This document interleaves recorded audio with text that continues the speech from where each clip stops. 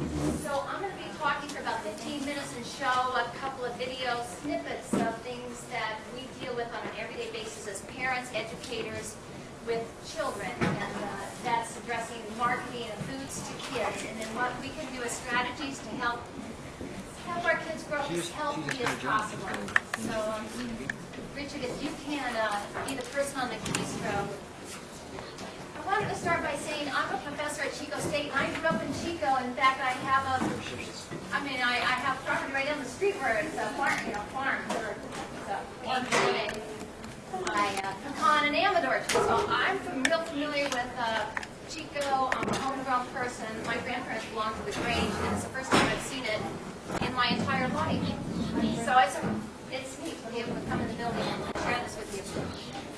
So, as a professor at Chico State, my students and I have done some surveys around Butte County and Glenn County, and we found out this statistic that's up on the overhead, and it's a good starting point for us. I believe we're all aware that kids nowadays are not living a life that maybe I lived as well growing up in Chico, and my grandparents and others. They have a lot more health difficulties that they deal with. And so we know that their level of activity isn't as good as it was in the past, and not as active. They spend more time eating, and at the same time we're barraged with unhealthy food choices. So together they combined to create the situation here for an overweight epidemic. And I did a survey of parents of overweight children and asked what they perceived of their 4-year-old child who was overweight according to their physical assessment. And I found out that only 43% of them indicated they were concerned. They were not recognizing that their child diagnostic criteria of overweight or obese. And that's because the average kid nowadays is quite a bit heavier than the average kid. And our idea of what's normal has changed. But the physical problems that can develop with overweight haven't changed. So then we'll talk a little bit about that. Richard, if you go to the next slide. I didn't know how to say. We know that overweight, or believe it or not, is predictive of overweight as an adult. And so I'm talking about, I think, that are really focused on preschool age kids.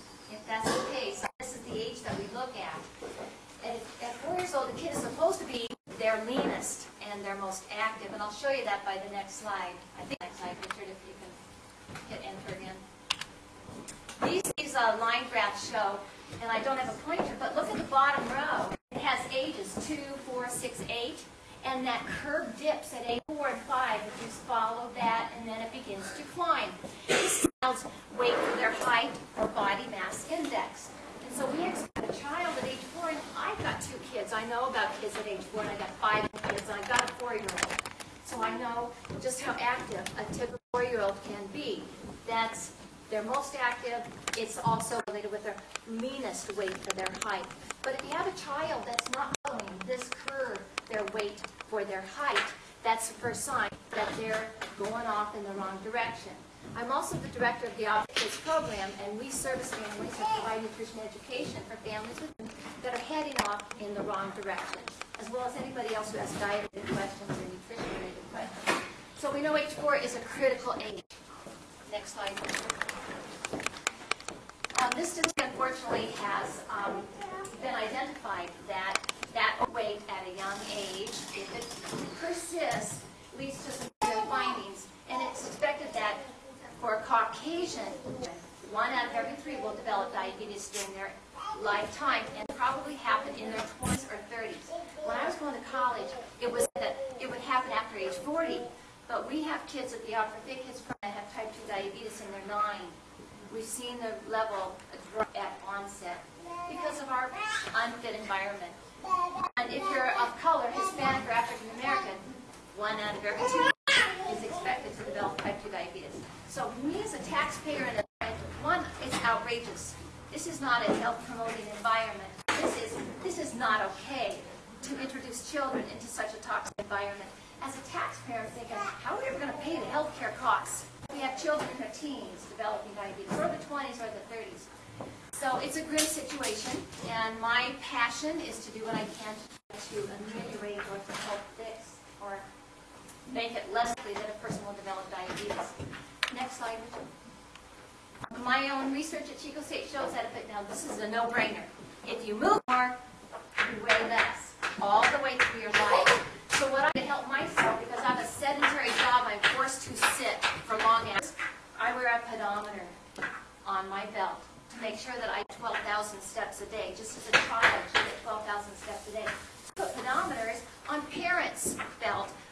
we gave pedometers to a couple of hundred Head Start parents, asked them to wear the pedometer, knowing that the parent moved more, that 2-, 3-, 4-year-old was probably going to move more too.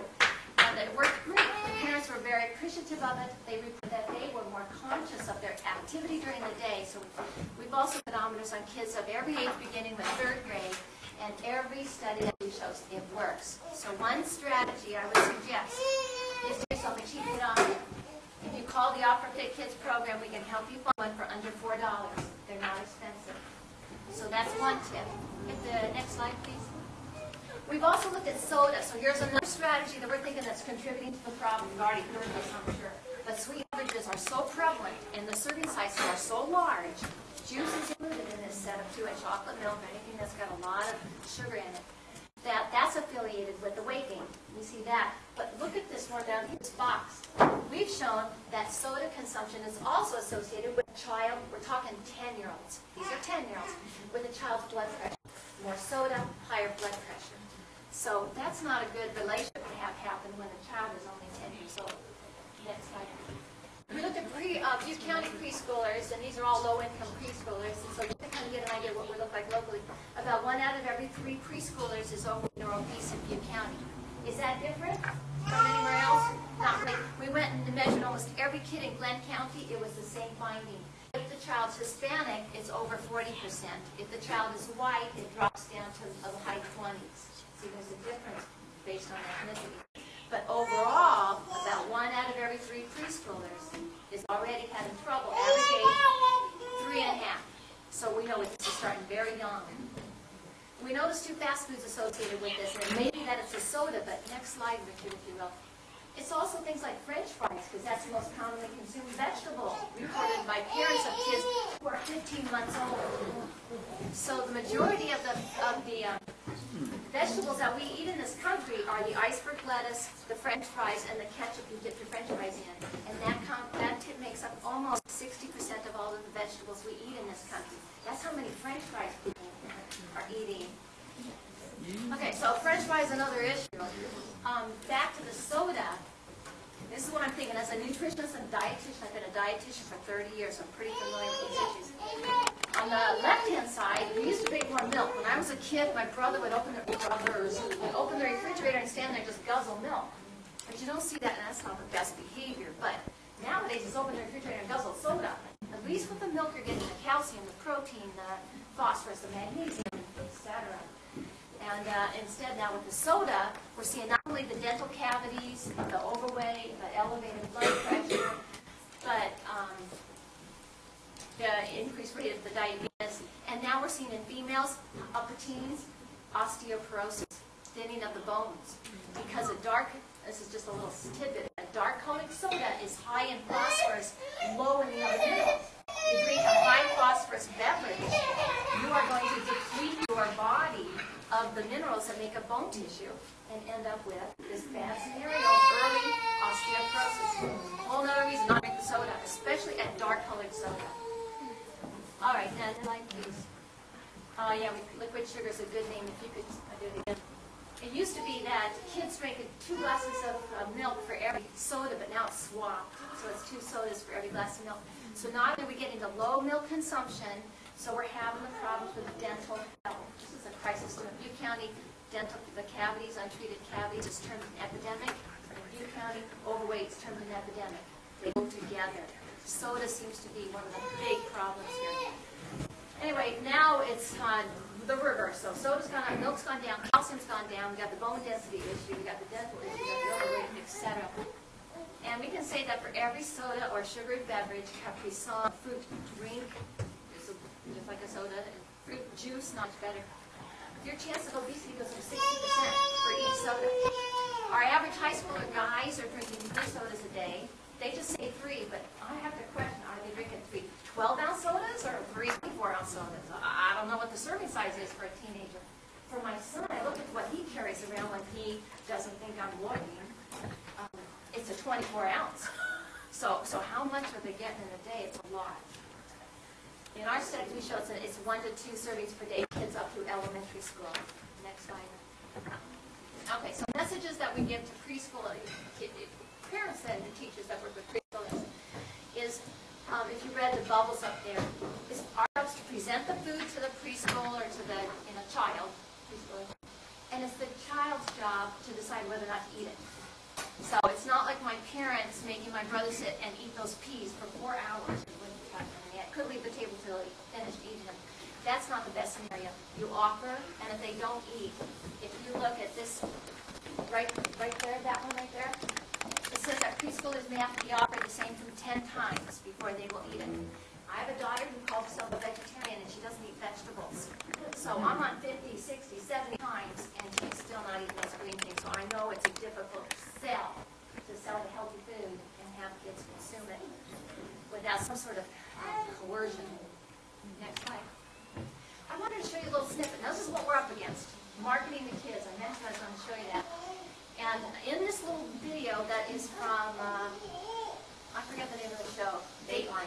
From Dateline, came out last year. Children will consistently pick a rock for breakfast. And the video will show you why. Can you click on that with your clicker? On which? Just click anywhere. It doesn't matter on the slide. There you go. And click again. Lose all the time. A fattening dessert versus fruit. We asked these preschoolers to choose between a cupcake and a banana.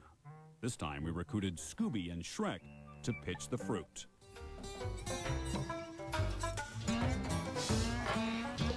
Why do you like the banana better than the cupcake? Because I like Shrek. This one. This banana. Most went with what Shrek and company seemed to endorse. So finally, to see just how far these characters could sway kids, we asked what would they rather have for breakfast?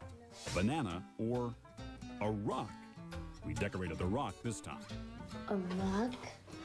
No. I may have cereal. And I have Scooby-Doo. SpongeBob. Do you like SpongeBob? Which would you rather have for breakfast? For breakfast. This one. For breakfast. This one. Scooby-Dooby-Doo, where are you? Gotta sing like you now. It seems pretty clear companies can count on Scooby-Doo when they've got some work to do. An overwhelming majority went straight for the rock.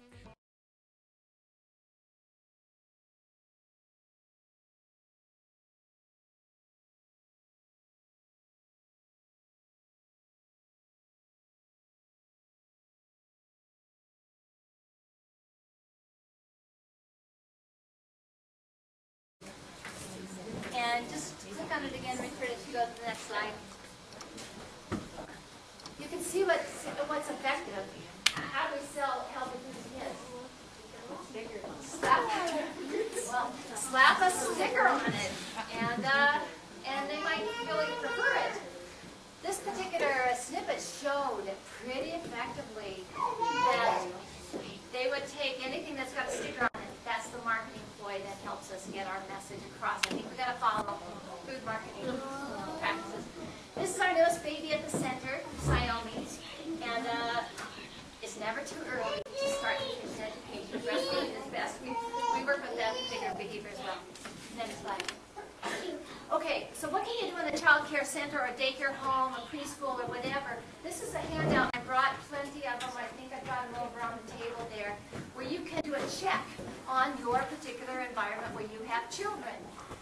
There's 7 items. Do you do those things? How would you rank it? So it's a tool that you can use to help rate the focus on nutrition education, a healthy environment for the place that you are working if you're with a preschool or a daycare home. So go ahead and take the handout. The web page is the lower left is Prevention Institute. So you can Google Prevention Institute. There's a whole lot of other tools that we can use with our site. Next slide. We're almost done. Did you know there's national guidelines for physical activity for toddlers and preschoolers? That came out last year. I want to point out just 2 points. The guideline number 1 at the top says preschoolers, this is age 2, 3, 4, should accumulate an hour of structured physical activity per day.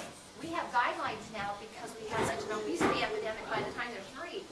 Second one says at least an hour or more of unstructured time a day. So we're looking at a minimum of 2 hours of pretty heavy-duty activity every day preschool kids. Most of our sites aren't really doing that.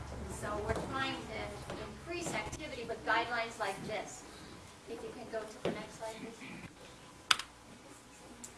It's just a little bit just to show you where I'm from. The Center for Nutrition and Activity Promotion. Again, Offer Fit Kids is one of our programs. It's located off of Mangrove.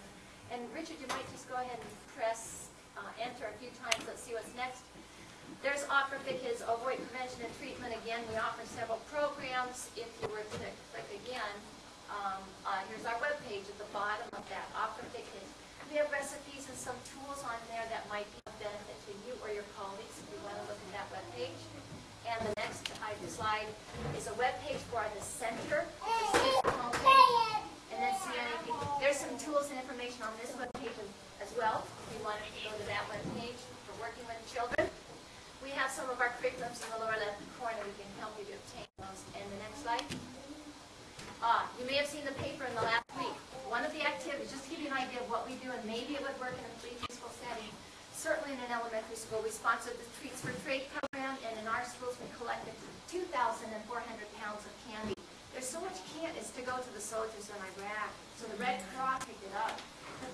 Picture 2,400 pounds of candy. Why in the world would a kid turn in candy to get the opportunity for his class to have a healthy banana splits party? Yeah. My school's going to be doing a Red Cross program in a couple of months. Is And that I'm right? one of the people who's going to be helping the school. Well, good for you. Good for you. They're the people that picked up that candy and shipped it to Iraq. So that's kind of the things that we try to get going. These kids want to have the fun of collecting candy, but we don't want them to eat it, so they turn it in and they get something else. And we don't sell it that way. If you're interested, we have a program for families that offer for kids called We for Families. And next slide, Richard. We're almost done. Tell us what it is. If you want information, go to the webpage, or how would you reach me? Cindy Wolff. I'd say, I'll give you my phone number right now, Grant. It's 898-5288, and I can get you. Next page.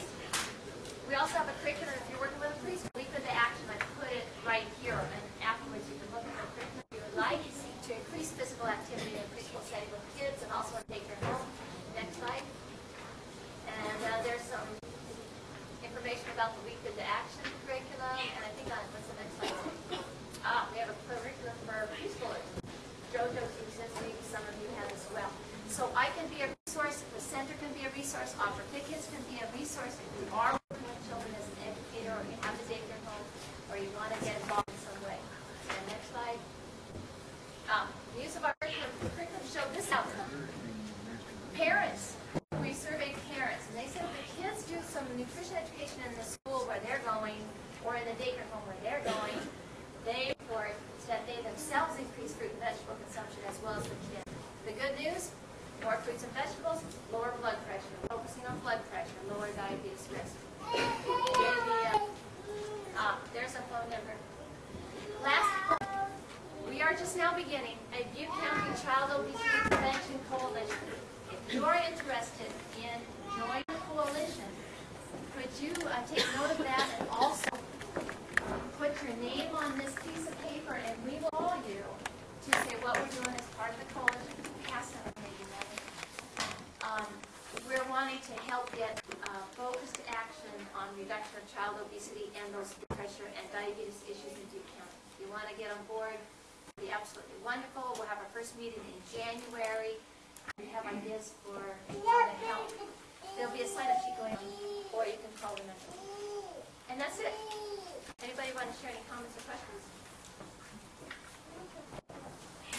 If you have this, you want that